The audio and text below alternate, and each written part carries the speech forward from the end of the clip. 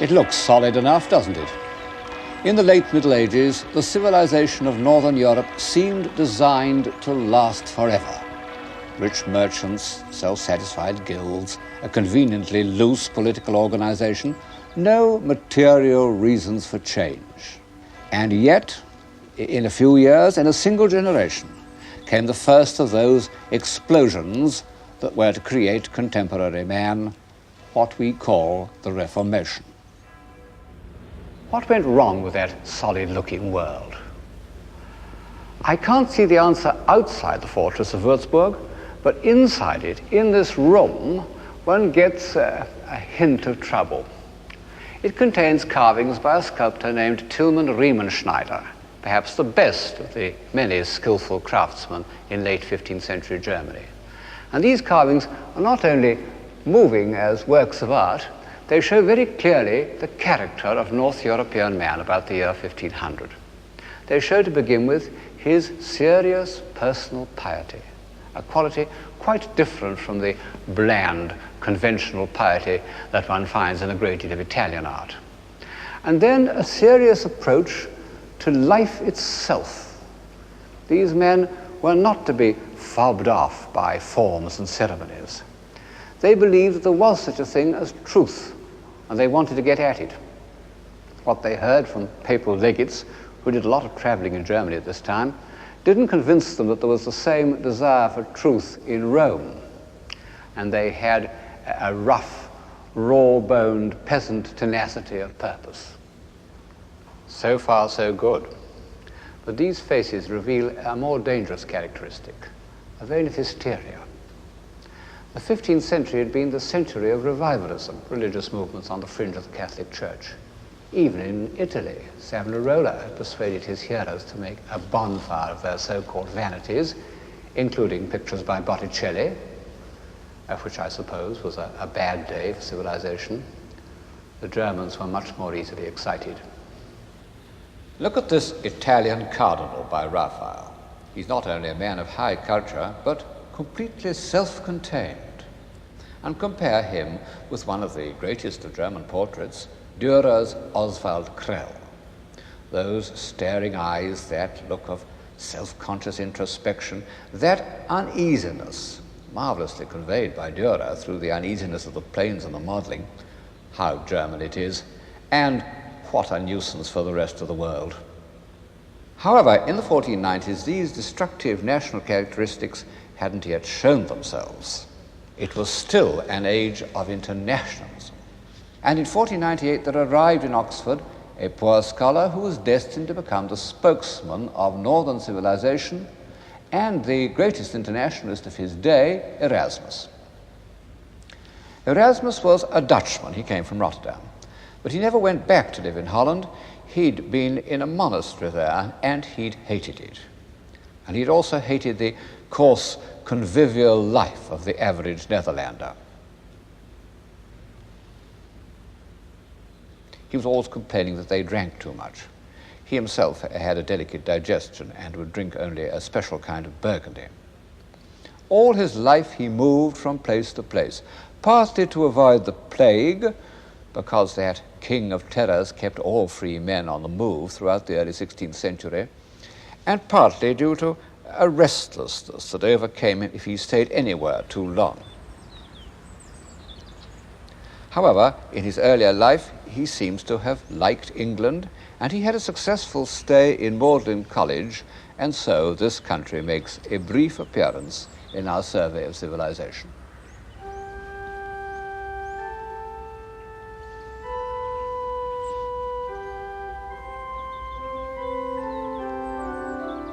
You know, considering the barbarous and disorderly state of England of the 15th century, Oxford and Cambridge are astonishing creations.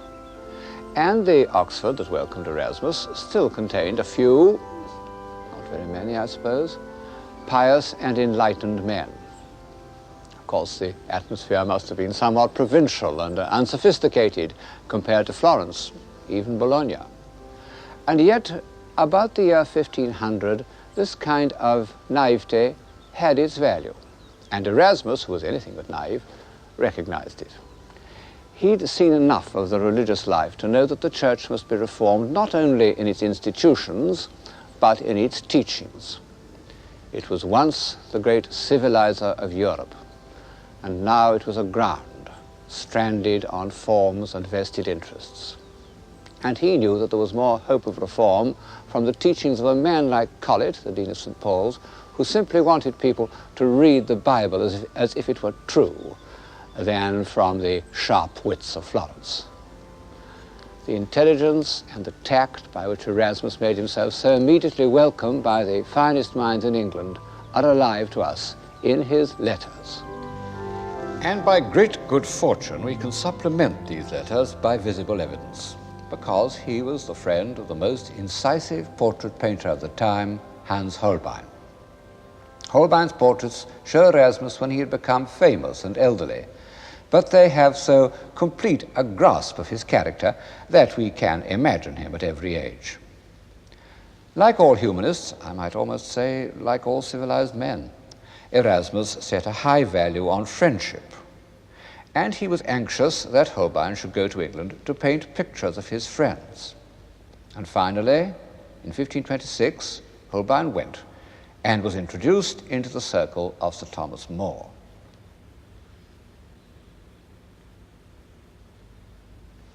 The brilliant youth with whom 20 years earlier Erasmus had fallen in love was now Lord Chancellor. He was also the author of the Utopia, where in rather a quaint style he recommends almost everything that was believed in by enlightened reformers in the 1890s. Holbein painted a large picture of Sir Thomas More and his family. Erasmus was staying in the house at the time. Alas, the picture was burnt, but the original drawing remains with the name of the sitters written in.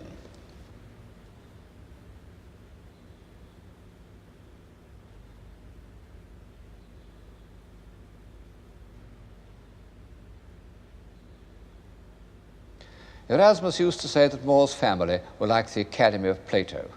Well, in Holbein's studies of the heads, they don't look oppressively intellectual, but alert, sensible people of any epoch.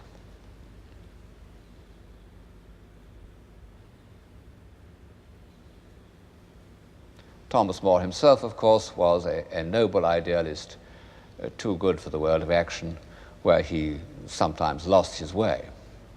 It shows how quickly civilizations can appear and disappear, that the author of the Utopia should have flourished, should have become, in spite of himself, First Minister of the Crown, halfway between the death of Richard III and the judicial murders of Henry VIII, of which he, of course, was to be the most distinguished victim. Holbein depicted other members of Erasmus's circle in England, and I'm bound to say that some of them, like the archbishops, Wareham and Fisher, look as if they had no illusions about the transitory nature of civilization at the court of Henry VIII. They look defeated, and they were defeated. In 1506, Erasmus went to Italy.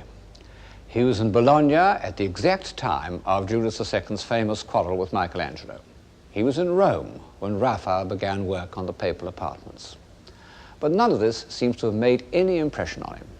His chief interest was in printing, in the publication of his works by the famous Venetian printer and pioneer of popular editions, Aulus Manutius. Whereas in talking about Italy, one's concerned with the enlargement of man's spirit through the visual image, in the north, one's chiefly concerned with the extension of his mind through the word. And this was made possible by the invention of printing. In the 19th century, people used to think of the invention of printing as the linchpin in the history of civilization. Well, 5th century Greece and 12th century Chartres and 15th century Florence got on very well without it. And who shall say that they were less civilized than we are? Still, on balance, I suppose that printing has done more good than harm. One certainly feels that way in the beautiful humanized workshop of the Plantin Press in Antwerp, and one can't but look with awe on this simple seeming invention. It looks so easy to work. Well, it is easy to work. Just roll it in like that, take this arm, pull as hard as you can, very hard. Roll it back, open it up,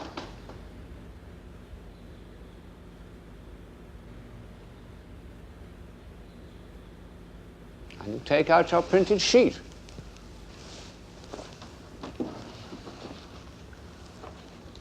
How easy they are to operate. You would have thought that anyone could have thought of it, like the wheel. Yet it was so effective that it remained practically unchanged for about 400 years. And perhaps one's doubts about the civilizing effect of printing have been aroused by a later development of the craft. Of course, printing had been invented long before the time of Erasmus. Gutenberg's Bible was printed in 1456.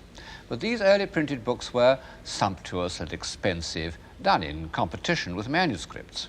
Men only gradually realized that printed books should reach as many people as possible. And it took preachers and persuaders almost 30 years to recognize what a formidable new instrument had come into their hands, just as it took politicians 20 years to recognize the value of television. The first man to take advantage of the printing press was Erasmus.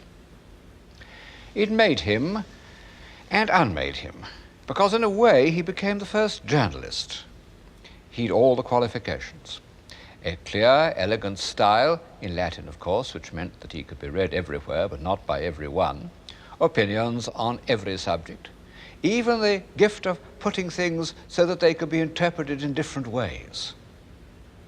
Early in his journalistic career, he produced a masterpiece, The Praise of Folly. He wrote it staying with his friend Thomas More. He said it took him a week. I dare say it's true. He had an amazing fluency. And this time his whole being was engaged. We know to an intelligent man, human beings and human institutions sometimes seem intolerably stupid. And there are times when one's pent-up feelings of impatience and annoyance can't be contained any longer. Erasmus's Praise of Folly was an outburst of this kind. It washed away everything.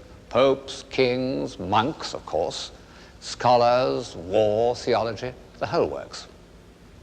This is a page from it with a marginal drawing by Holbein showing Erasmus at his desk. And over the drawing, Erasmus has written that if he was really as handsome as this, he wouldn't lack for a wife. In the ordinary way, satire is a negative activity. But there are times in the history of civilization when it has a positive value. Times when the flypaper of complacency holds down the free spirit. This was the first time in history that a bright-minded intellectual exercise, something to make people stretch their minds and think for themselves and question everything, has been made available to thousands of readers all over Europe. It happened that during the same period in which Erasmus was spreading enlightenment through the word, another development of the art of printing was nourishing the imagination. The illustrated book engraved on a wooden block like this. Of course, the illiterate faithful had for centuries been instructed by wall paintings and stained glass. But the vast multiplication of images that was made possible by the printed woodcut put this form of communication on quite a different footing, at once more widespread and more intimate. And as usual, the invention coincided with the man, and the man was Albrecht Dürer.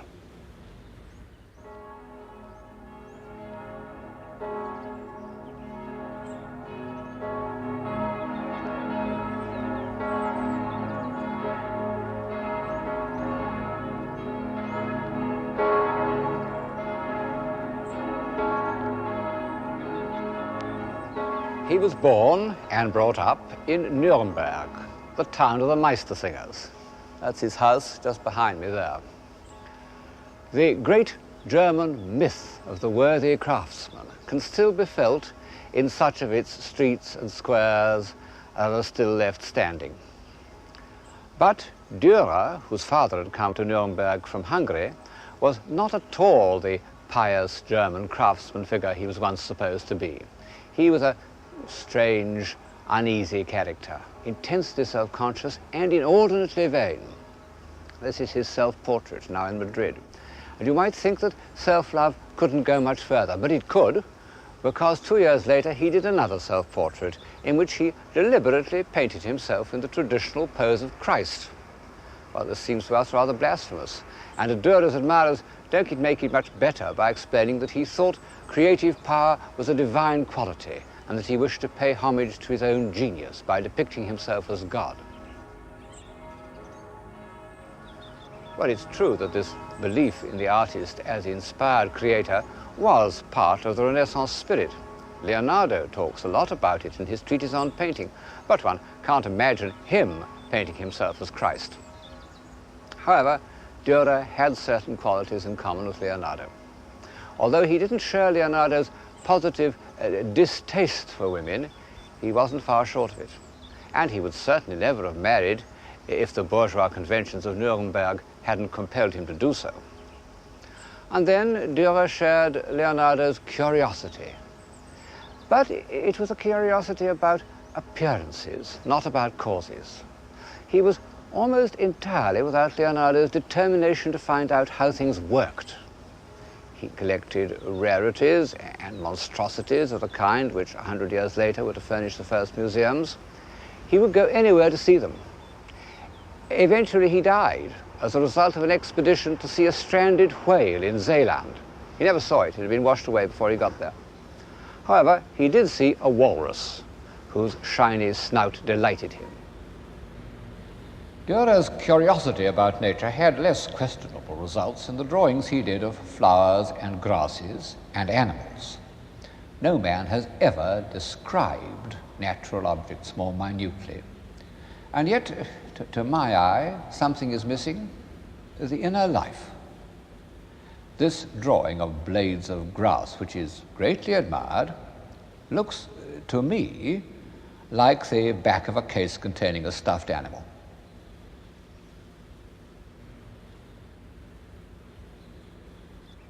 But if Dürer didn't try to peer so deeply into the inner life of nature, nor feel, as Leonardo did, its appalling independence of mankind, he was deeply engaged by the mystery of the human psyche. His obsession with his own personality was part of a passionate interest in psychology in general, and this led him to produce one of the great prophetic documents of Western man, the engraving he entitled Melancholia I. In the Middle Ages, melancholia had meant a simple combination of sloth, boredom, and despondency that must have been quite common when people couldn't read or were cooped up together in monasteries. But Dürer's application is far from simple. This figure is humanity at its most evolved, with wings to carry her upwards.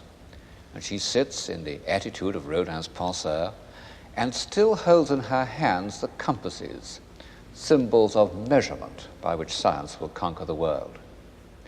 Around her are all the emblems of constructive action: a saw, a plane, pincers, and those two prime elements in solid geometry, the sphere and the dodecahedron. And yet all these aids to construction are abandoned, and she sits there brooding on the futility of human effort. Her obsessive stare reflects some deep psychic disturbance. The German mind that produced Dürer and the Reformation also produced psychoanalysis. I began by mentioning the enemies of civilization. Well, here in Dürer's prophetic vision is one more way in which it can be destroyed from within. However, what made Dürer so important in his own age was that he combined an iron grip on the facts of appearance with an extremely fertile invention. And as time went on, he became absolute master of all the techniques of his day, and in particular the science of perspective, which he used not simply as an intellectual game, but in order to increase the sense of reality. His woodcuts diffused a new way of looking at art, not as something magical or symbolic, but as something accurate and factual. His treatment of sacred subjects carried absolute conviction. I don't doubt that the many simple people who bought his woodcuts of the Life of the Virgin accepted them as a correct record.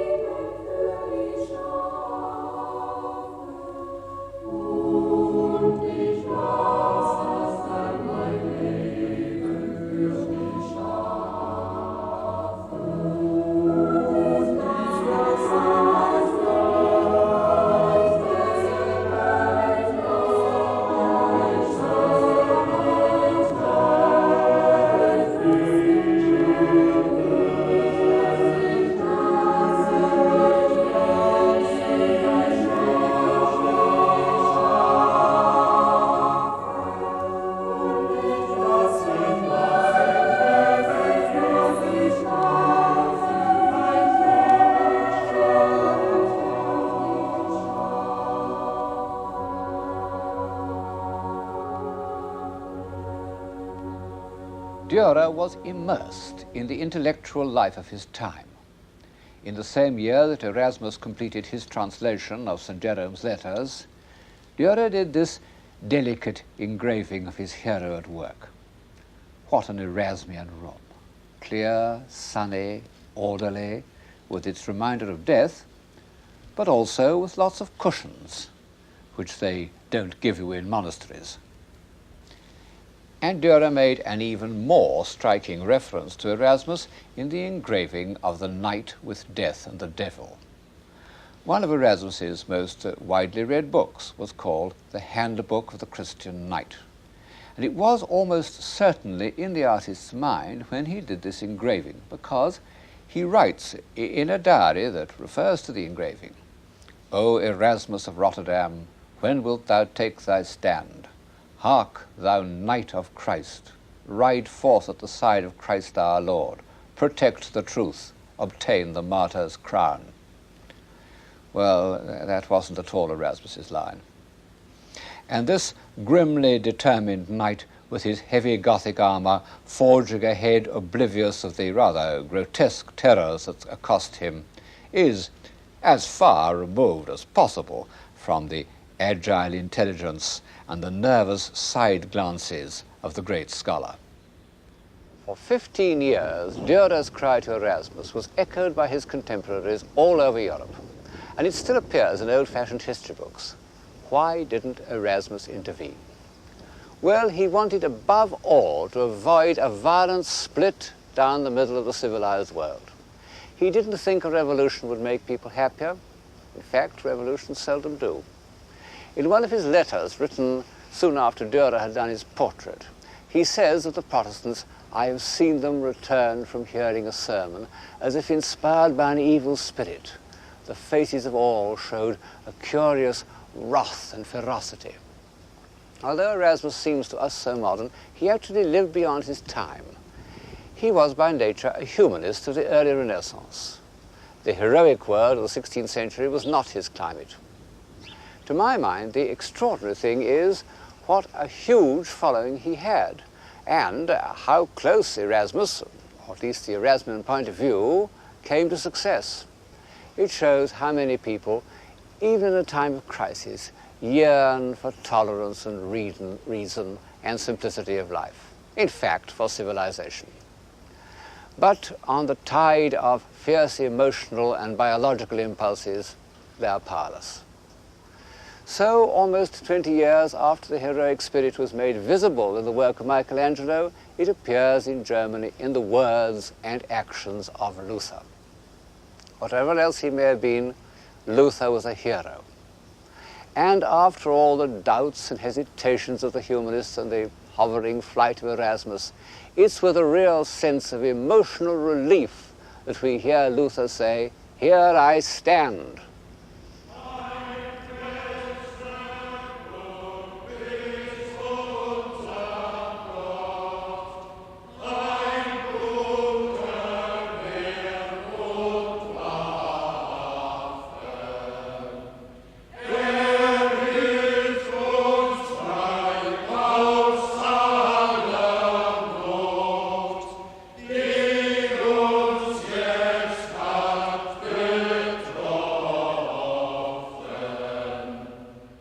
We can see what this burning spirit was like because the local painter of Wittenberg, Lucas Cranach, was one of Luther's most trusted friends.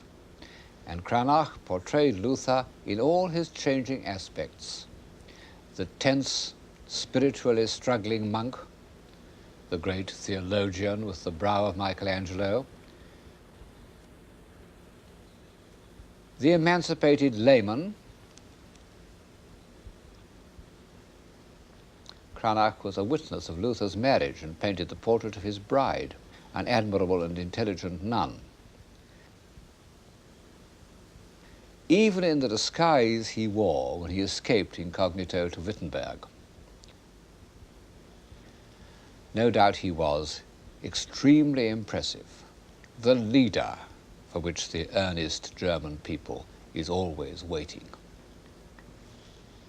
Unfortunately for civilization, he not only settled their doubts and gave them the courage of their convictions, he also released their latent violence and hysteria. And beyond this was another northern characteristic that was fundamentally opposed to civilization, an earthy animal hostility to reason and decorum. One fancies that Nordic man took a long time to emerge from the primeval forest. Look at this old troll king who seems to have grown out of the earth. That's Luther's father, painted by Cranach. He was a miner, with a miner's independence and strength of will. H.G. Wells once made a useful distinction between what he called communities of obedience and communities of will.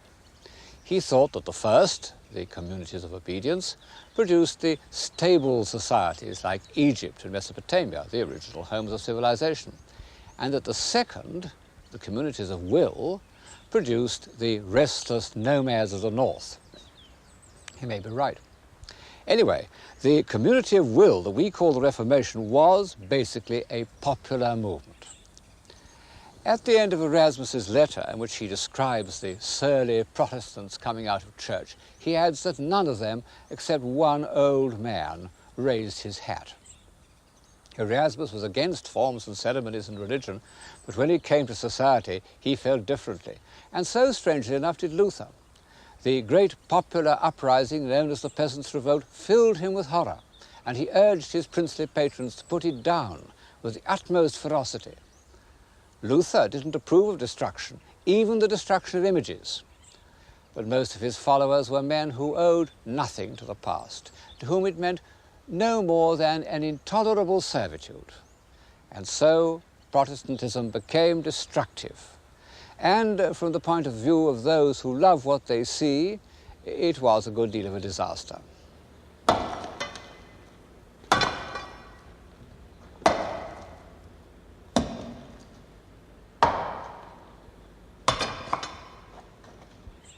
Well, we all know about the destruction of images, what we nowadays call works of art. How commissioners went round not only to cathedrals like Ely, but even to the humblest parish churches and smashed everything of beauty that they contained, knocked the heads off statues, smashed up the carved front covers, broke the rear dotties, broke anything within reach. It didn't pay them to stay too long on a single job. You can see the results here in the Lady Chapel at Ely. All the painted glass smashed, and unfortunately, the beautiful series of carvings of the life of the Virgin was within reach. And they've knocked off every head, made a marvelous job of it. There wasn't much religion about it.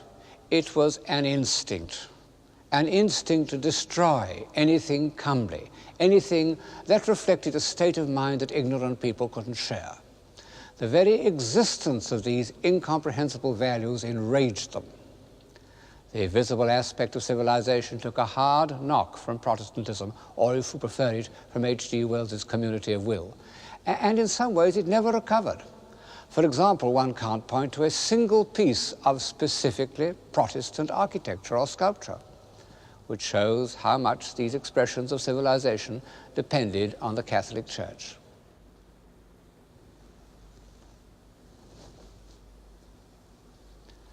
But it had to happen. If Western civilization was not to wither or petrify, like the civilization of ancient Egypt, it had to draw life from a larger area than that which had nourished the intellectual and artistic triumphs of the Renaissance. And ultimately, a new civilization emerged. But it was a civilization not of the image, but of the word. Luther gave his countrymen words. Erasmus had written solely in Latin. Luther translated the Bible into German, noble German too, as far as I can judge, and so gave people not only a chance to read Holy Writ for themselves, but the tools of thought. And the medium of printing was there to make it accessible. The translations of the Bible by Calvin into French, by Tyndale and Coverdale into English, were crucial in the development of the Western mind. And if I hesitate to say to the development of civilization, it's because they were also a stage in the growth of nationalism. And as I've said, and shall go on saying this series, nearly all the steps upward in civilization have been in periods of internationalism. Well, whatever the long-term effects of Protestantism, the immediate results were very bad. Not only bad for art, but bad for life. The North was full of bully boys. They appear frequently in 16th century German art, very pleased with themselves, apparently much admired. They rampaged about the country and took any excuse to beat people up. All the elements of destruction were let loose. 30 years earlier, Dürer had done a series of wood engravings illustrating the apocalypse. You can say that they express the Gothic side of his nature, or you can regard them as prophetic, because they show with terrifyingly effective precision the horrors that were to descend on Western Europe, both sides proclaiming themselves as the instruments of God's wrath. Fire rains down from heaven on kings, popes, monks, and poor families.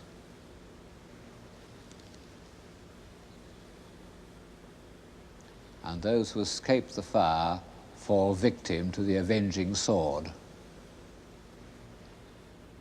It's a terrible thought that so-called wars of religion, religion of course being used as a pretext for political ambitions, but still providing a sort of emotional dynamo, that wars of religion went on for 120 years and were accompanied by such revolting episodes as the massacre of St. Bartholomew. What could an intelligent, human, open-minded man do in mid-16th century Europe? Keep quiet, work in solitude, outwardly conform, inwardly remain free. The wars of religion evoked a figure new to European civilization, although familiar in the great ages of China, the intellectual recluse. Petrarch and Erasmus had used their brains at the highest level of politics. They had been the advisors of princes. Their successor, the greatest humanist of the mid-16th century, retreats into his tower. It was a real tower, not the ivory tower of cliché language. This man who retreated into his tower was Michel de Montaigne. He was a fairly conscientious mayor of Bordeaux, but he refused to go any nearer to the center of power. He preferred his tower, where through his window, in his own words, he enjoyed a far-extending, rich and unresisted prospect. There is my seat, there is my throne. He was born in southern France in 1533. His mother was a Jewish Protestant, his father a Catholic. He had no illusions about the effect of the religious convictions released by the Reformation. He said, in trying to make themselves angels, men transform themselves into beasts. But Montaigne was not only detached from the two religious factions, he was slightly skeptical about the Christian religion altogether. He said, I would willingly carry a candle in one hand for St. Michael and in the other for his dragon. Actually, he was thinking of a picture of his patron saint that hung in this room. His essays are as crammed with quotations as are the tracts of the warring priests.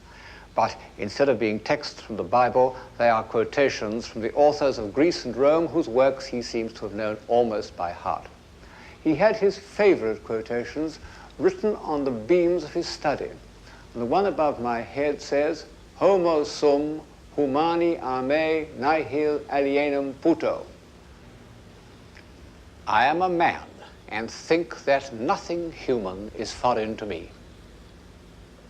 He used these texts, as the Reformers had used the Bible, to find out the truth. But it was a concept of truth very different from that which serious men had sought in Collett's sermons or Erasmus's New Testament. It involved always looking at the other side of every question, however shocking, by conventional standards, that other side might be. Burning a candle both to St. Michael and his dragon. It was a truth that depended on the testimony of the only person he could examine without shame or scruple, himself. In the past, self-examination had been painful and penitential. To Montaigne, it was a pleasure. But as he says, no pleasure hath savour unless I can communicate it, and in order to do so, he invented the essay, which was to remain the accepted form of humanist communication for 3 centuries. These self-searchings really marked the end of the heroic spirit. As Montaigne says, sit we upon the highest throne in the world, yet sit we only upon our own tails. The strange thing is that people on high thrones didn't resent Montaigne. On the contrary, they sought his company.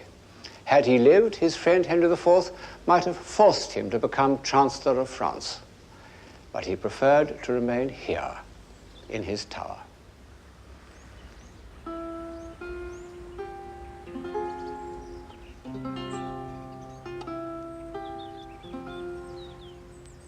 Such was the egocentric isolation that the wars of religion forced on the most civilized man in late 16th century Europe.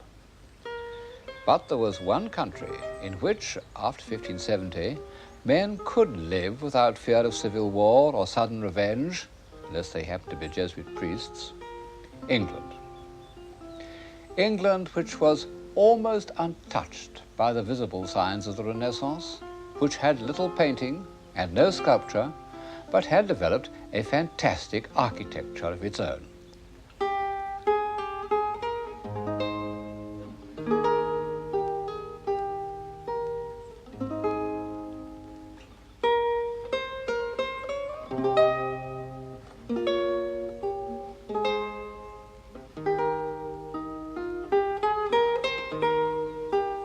I suppose it's debatable how far Elizabethan England can be called civilized.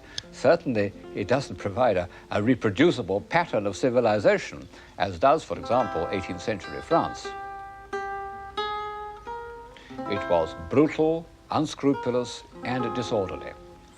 But if, as I've suggested, the first requisites of civilization are intellectual energy, freedom of mind, a sense of beauty, and a craving for immortality, then the age of Spencer and Marlowe, of Dowland and Bird, was a kind of civilization. This is the background of Shakespeare. Well, of course, we can't compress Shakespeare into the scale of the program. But I can't altogether omit him because one of the first ways in which I would justify civilization is that it can produce a genius on this scale. In his freedom of mind, in his power of self-identification, in his complete absence of any dogma, Shakespeare sums up and illuminates the piece of history that I've just described. His mature plays are, amongst other things, the poetical fulfillment of Montaigne's intellectual honesty. In fact, we know that the first edition, English edition of Montaigne made a deep impression on Shakespeare. But Shakespeare's skepticism was more complete and more uncomfortable. Instead of Montaigne's detachment, there's a spirit of passionate engagement. And instead of the essay, there's the urgent communication of the stage. What? Art mad? A man may see how this world goes without eyes. Look with thine ears. Thou rascal beadle, hold thy bloody hand. Why dost thou lash that whore? Strip thine own back. Thou hotly lusts to use her in that kind for which thou whipp'st her. The usurer hangs the cozener. Through tattered clothes, small vices do appear. Robes and furred gowns hide all. Plate sin with gold, and the strong lance of justice hurtless breaks. Arm it in rags, a pygmy's straw does pierce it. None does offend. None, I say. None. Pure Montaigne, with a difference. You know, this must be the first time, and there will be the last time, that a supremely great poet has been without religion. Tomorrow, and tomorrow, and tomorrow creeps in this petty pace from day to the last syllable of recorded time. And all our yesterdays have lighted fools the way to dusty death. Out, out, brief candle, life's but a walking shadow, a poor player that struts and frets his hour upon the stage and then is heard no more. It is a tale told by an idiot, full of sound and fury, signifying nothing. How unthinkable before the breakup of Christendom, the tragic split that followed the Reformation. And yet, I feel that the human mind has gained a new strength by outstaring this emptiness.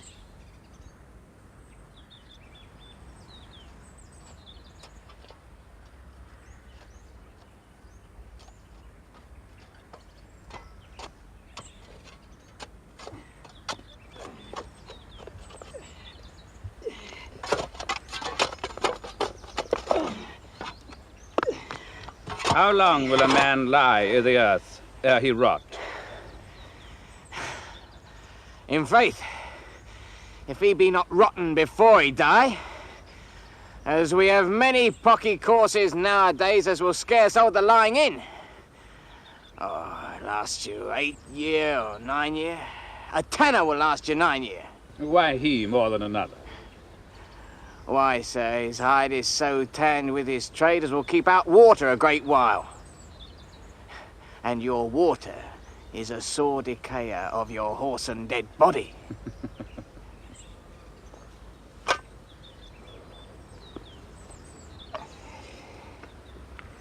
Here is a skull that hath lain you in the earth 23 year.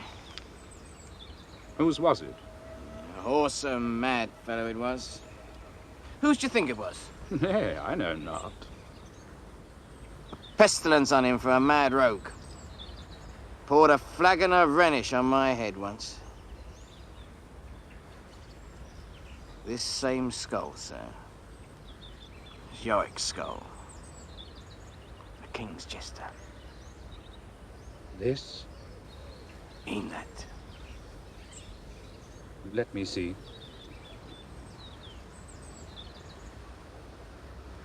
Alas, poor Yorick.